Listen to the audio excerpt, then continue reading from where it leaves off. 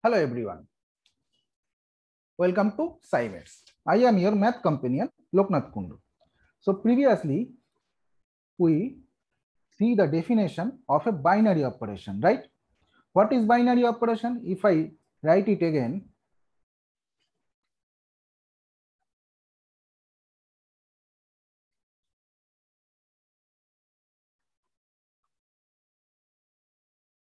binary operation is nothing but a function, right?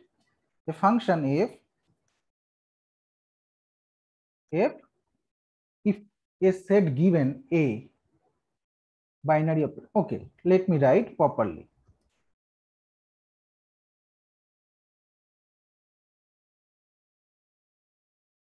A binary operation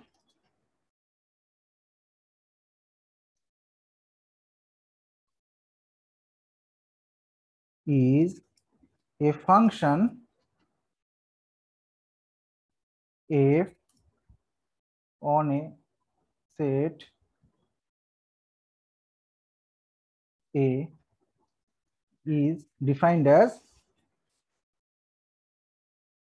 f A cross A to A. It is a function. If we take product of three copies of A here, then it's called trinary, right? We see that. We didn't see any example last time. If we see any example, suppose easy example is take plus and take the natural number set. So binary operation 2, 3 goes to 2 plus 3. This is my 5. So similarly, in this similar way or similar fashion, we can define for arbitrary numbers. N, N2 goes to N1 plus N2, right? So clearly, it is a binary operation because all the number lies in the range set natural number, right? Is binary operation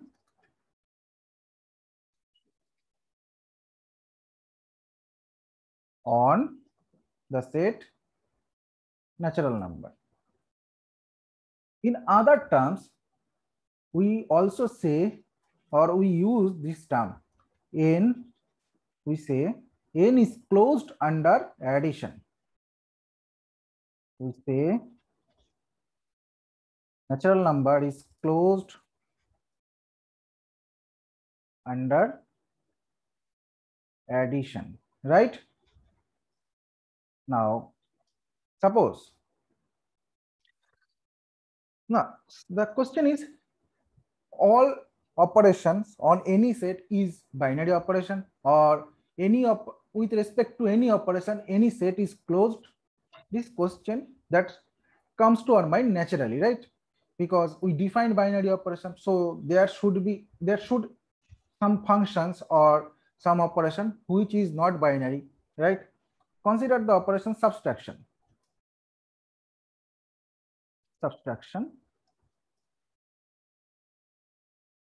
on the same set natural number.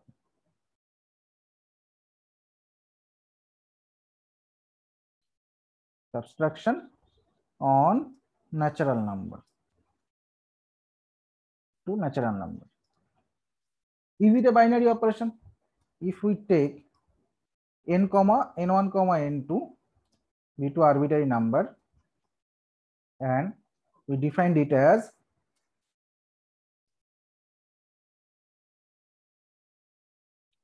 n2 minus n1, then is it a binary operation? Take 3, 2, it goes to 2 minus 3, that is minus 1. So minus 1 does not belongs to the natural number. So it is not a binary operation. And I say n is not closed under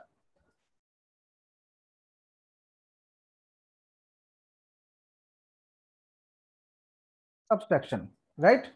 Now it is clear what is the meaning of closeness under an operation or function and what is binary operation, right? So this is the starting point of very interesting topic in mathematics that is called group theory. Okay, so let's start with an easy example. Suppose we have given the set Z.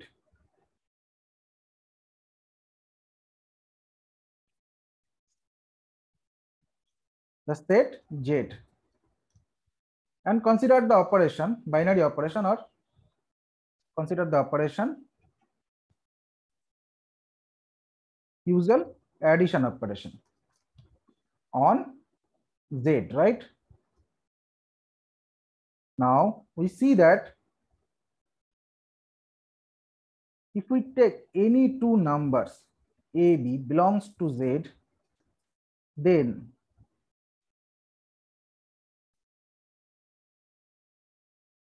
a plus b also belongs to Z, right?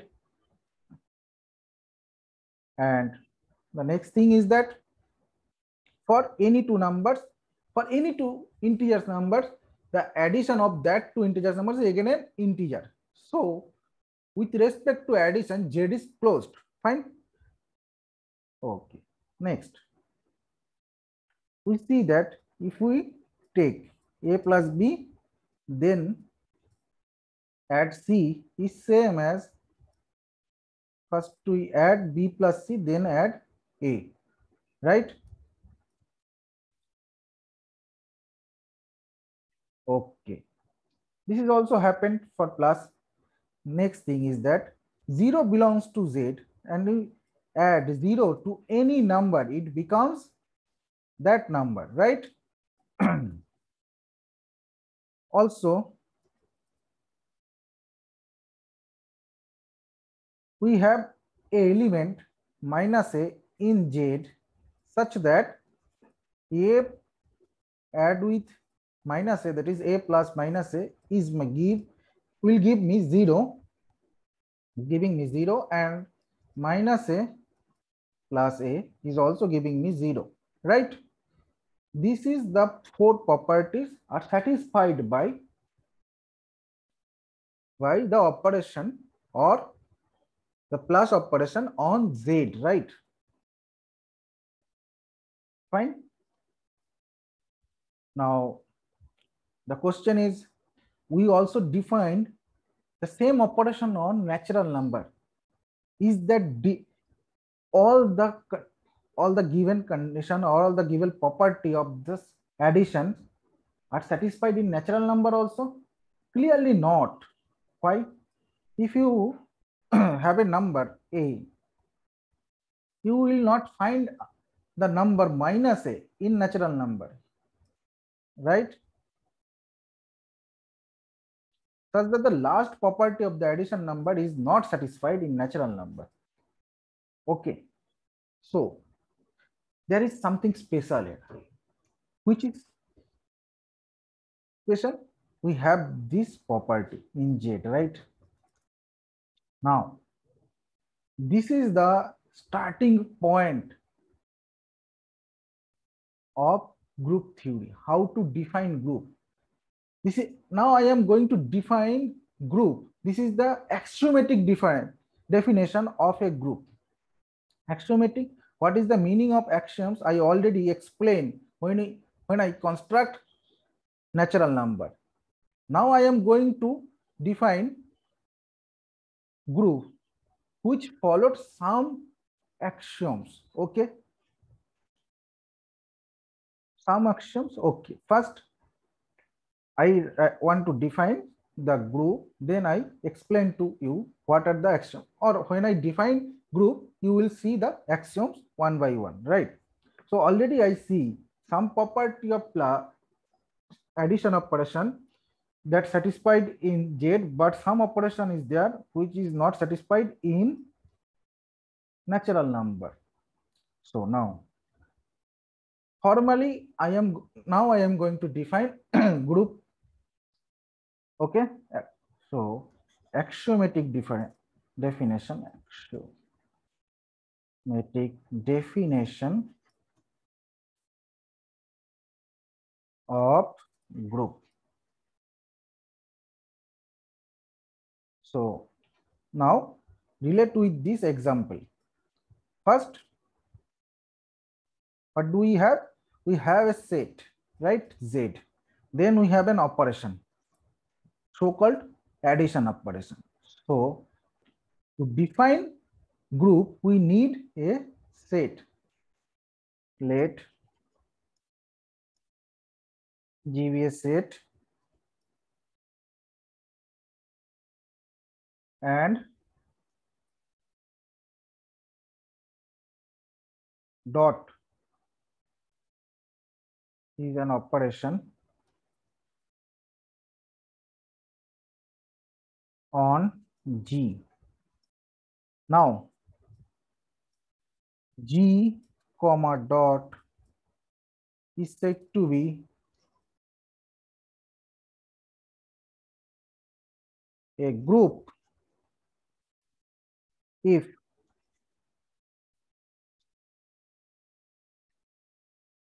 the following four axioms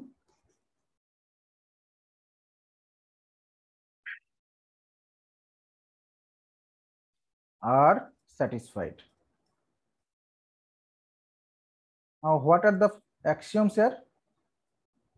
First axiom: G is closed under dot. What is the meaning of closed? I already explained the meaning of closedness of any operation. That is, dot is a binary operation on G. Dot is a binary operation on G. Right? The second axiom, go back to the example of Z. This operation, the dot operation should satisfy this condition, and this condition has a special name, associativity. Associativity, or class is called associative.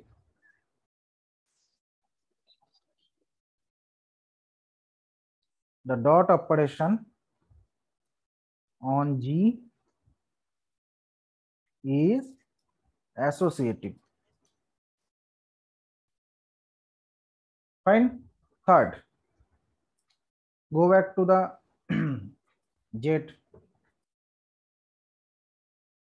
example. So here we see there exists a special element 0 in Z, such that if I add 0 to any element, it gives me the same element, right? 0 is called the identity element with respect to the plus operation. Identity, right? So existence of identity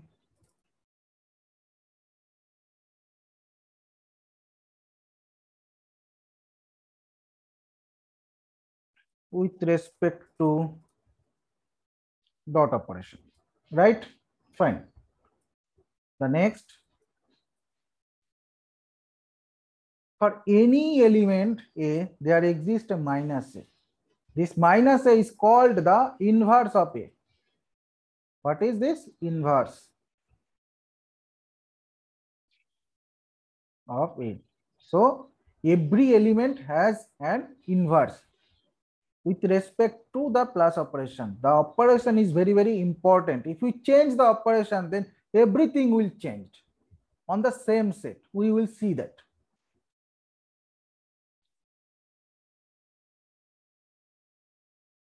Existence of the inverse element of any element with respect to dot. Fine. So these four axioms satisfied by any group and some operation, then the group, any set and some operation, then the set together with that operation is called a group, right? Fine. This is the axiomatic definition of group. So clearly we have an example of a group. Clearly the first example we already proved that Z class is a group, right? And we have another example, natural number with respect to the same operation is not a group, right?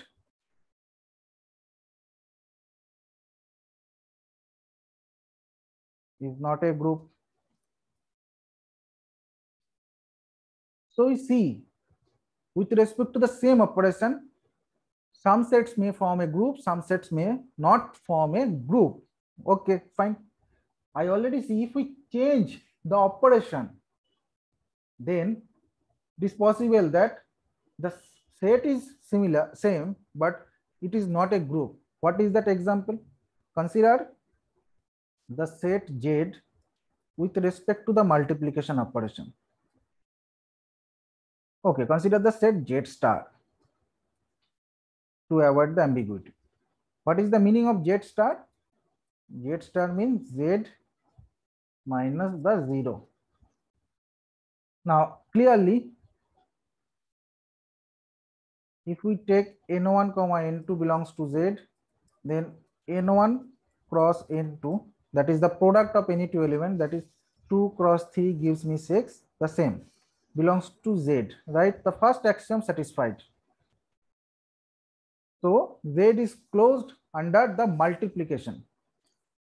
Now n1 cross n2 cross n3 is same as n1 cross n2 cross n3, right?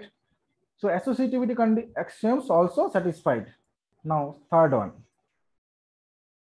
1 belongs to Z and 1 into n1 equals to n1 into 1 equals to n1.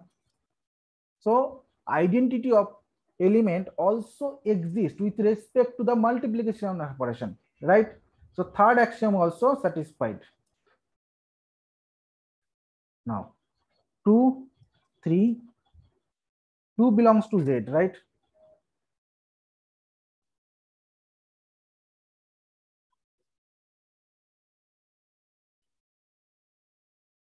So I have to find an element such that if I multiply it with that 2, I have to get 1. So this means 1 over 2 belongs to Z, but 1 over 2 does not belongs to Z. So inverse element with respect to the multiplication operation does not belongs to Z, right?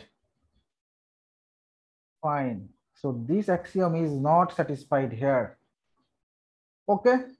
So Z star sorry, I skipped the star.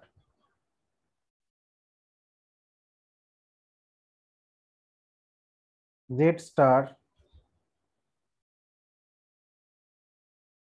with respect to the multiplication operation is not a group. Now you can question me why I take Z star, because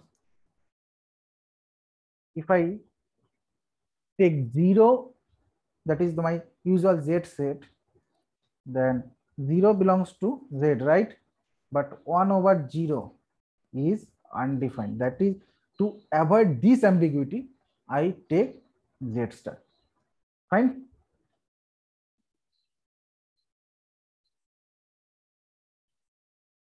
Fine. Okay. Now we see some examples of groups and we see some example which is not a group. Fine. Okay. Now the next thing is that when we say a group is abelian, okay,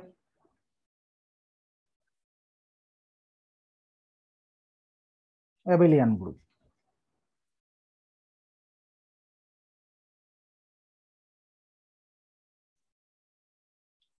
Suppose G, sorry,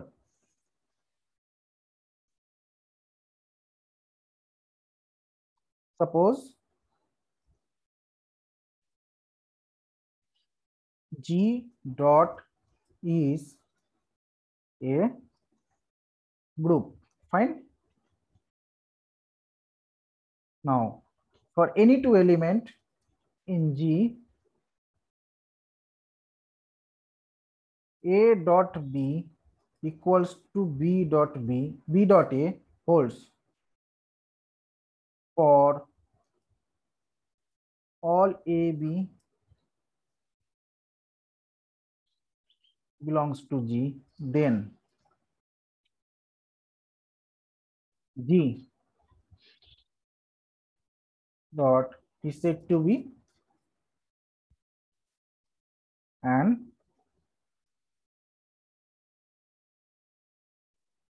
abelian group.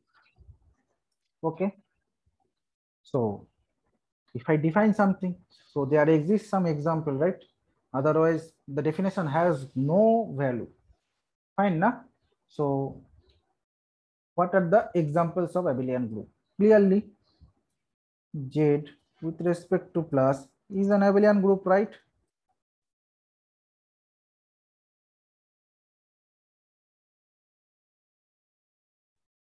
Why?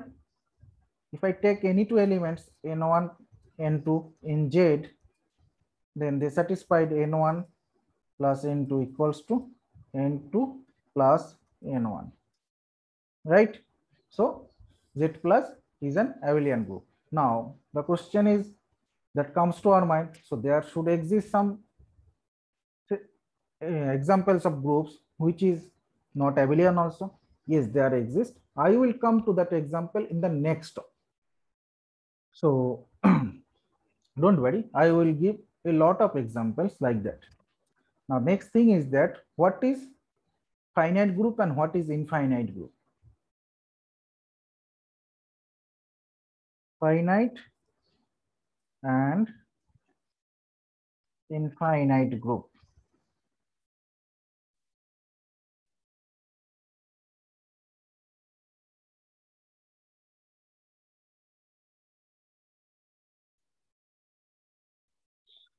So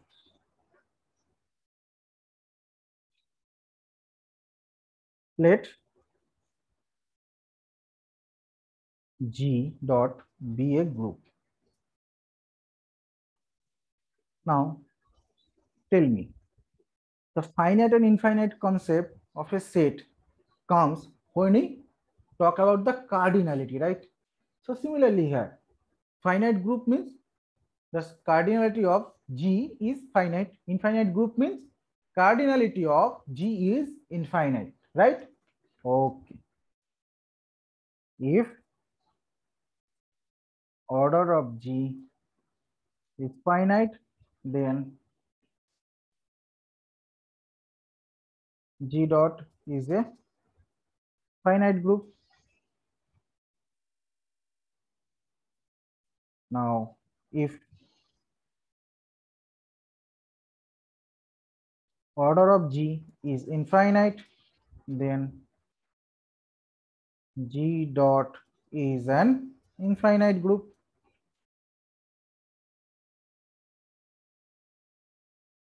Right? Okay, fine.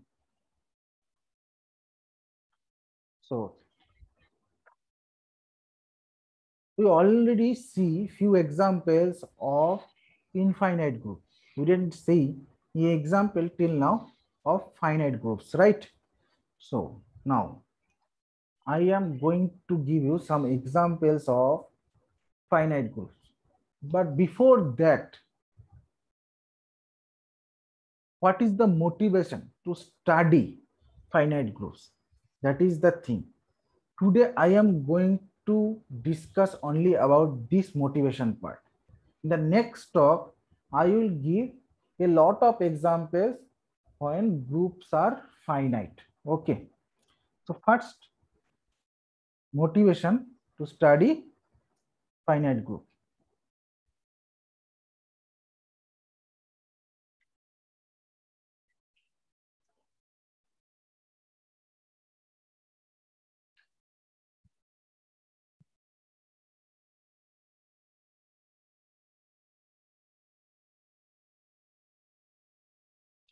Fine. Okay.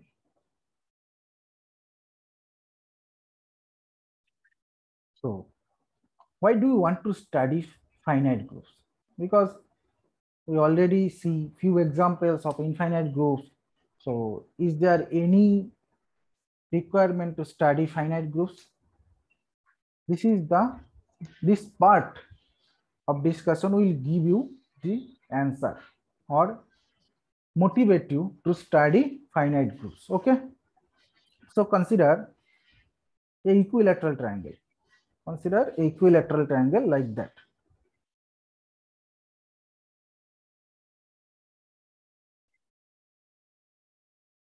Sorry.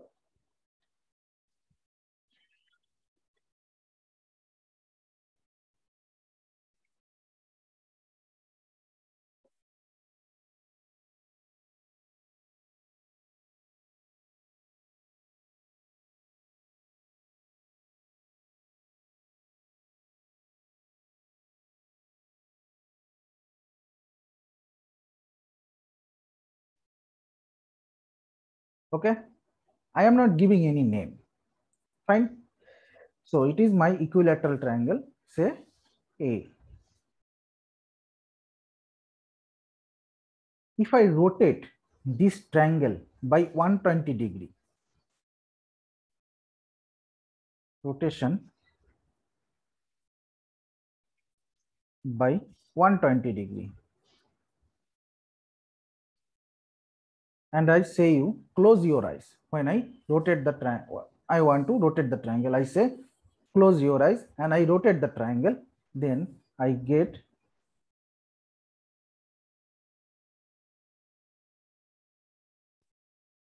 this triangle again, right? A triangle. I say open your eyes. You will find no changes of the appearance of this triangle, right? Still I rotate this triangle by 120 degree. Now I name the triangle, name the vertices of the triangle. 1, 2, 3. Now again I say you rotate, closed your eyes and I rotate it by rotation by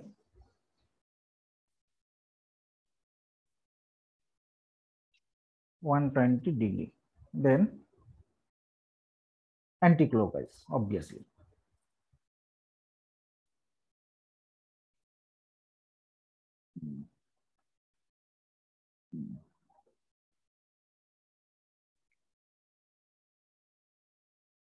So we'll see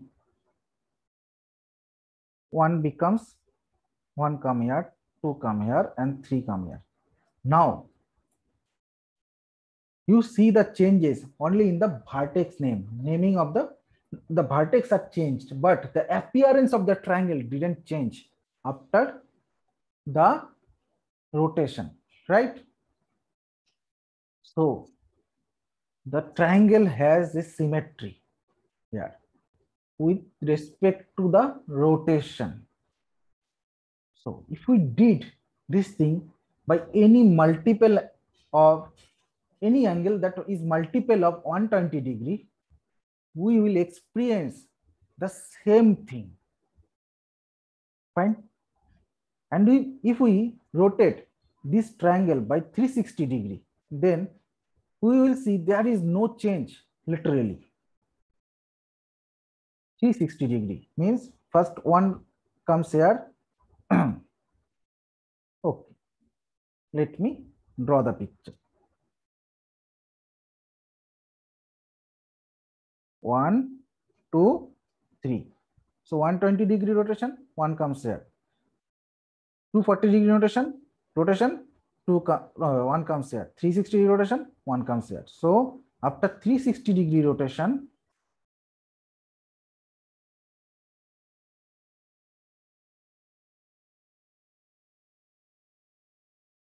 the triangle is same as it was.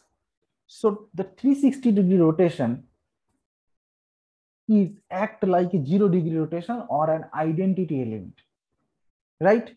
and composition of any two rotation is again a rotation, right? So this triangle rotation has a special property, right?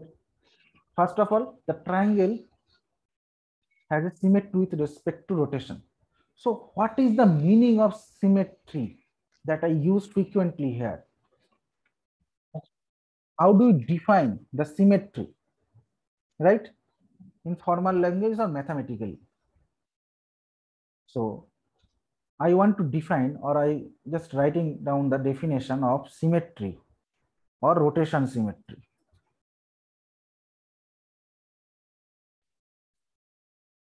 Rotation symmetry.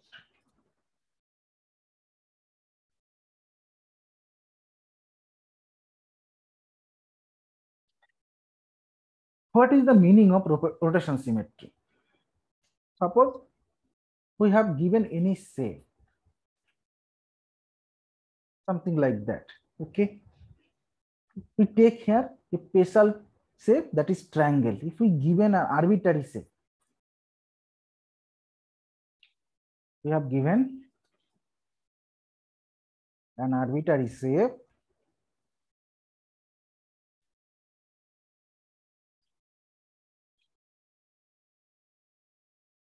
say A. Okay. Now A is said to have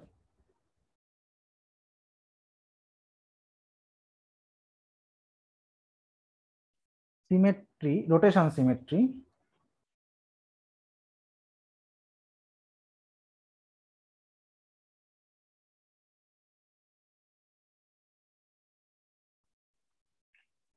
of order n,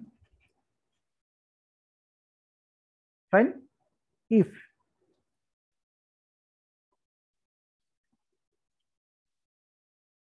it if the shape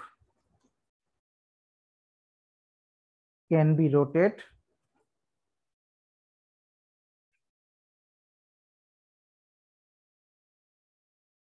by any multiple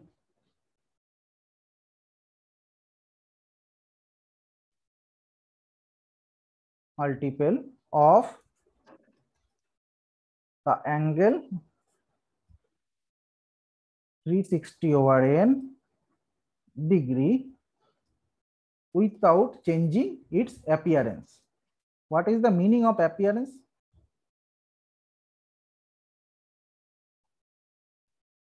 Changing its appearance.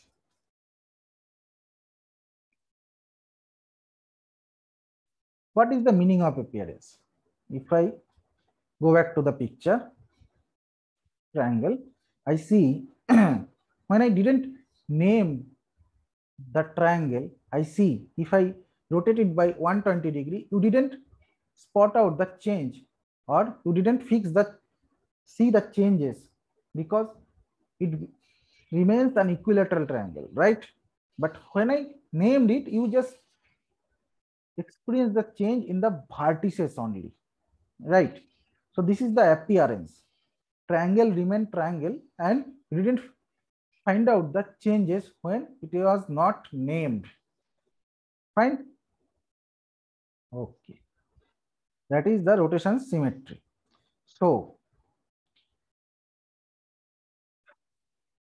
if we collect these rotations, first 120 degree rotation, then another rotation is 240 degree, and another rotation is 360 degree.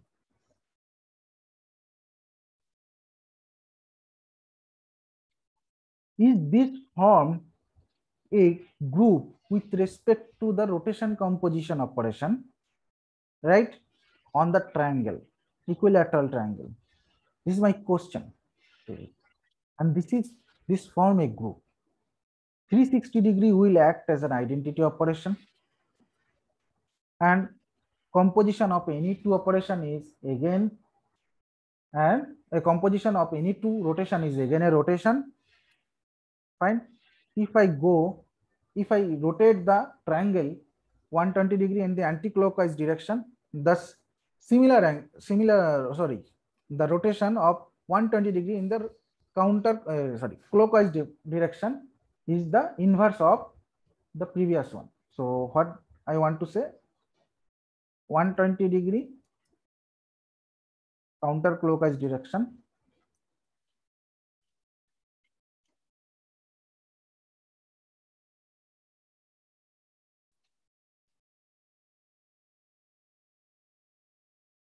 is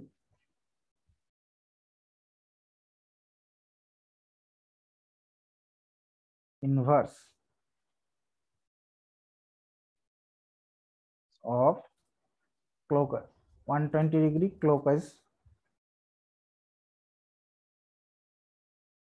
120 degree clockwise rotation, right?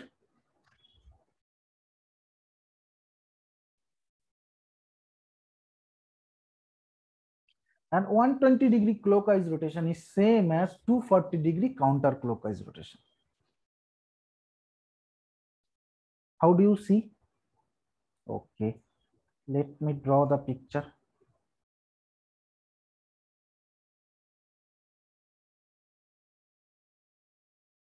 One, two, three. This is my counterclockwise. So first I do 240 degree counterclockwise rotation. So 240 degree. So 1 becomes 3.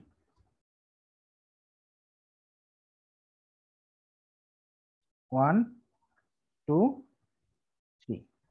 Now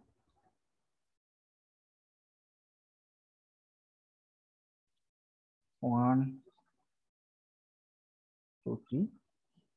120 degree clockwise rotation. So how do we get the picture? 120 degree. So 1 becomes here. 1, 2,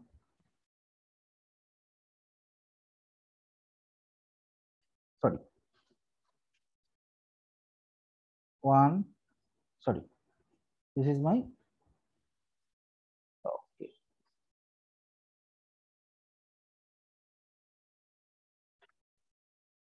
1 comes here. So 3 comes there. 2 comes here. Those same, right? So all the conditions of the group axioms are satisfied. So this is an example of finite group, right?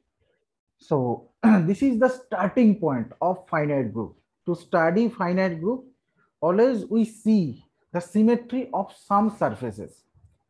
Now you can question me, is there only one symmetry of surface?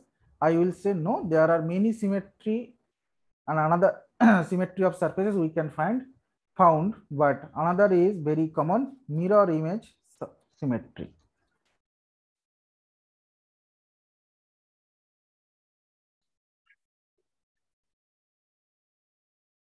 So we will discuss in details of this about these symmetries and other finite groups in the next lecture. So I am stopping here, and I will request you to see the video of the Subhadeep Banerjee where he defines some modular relation. I will give the link of that video in the description box. Actually, that video will help me to define finite groups more rigorously. Fine? Okay. Thank you very much. And we will discuss the finite groups in the next lecture. Till then, thank you everyone. Thank you very much.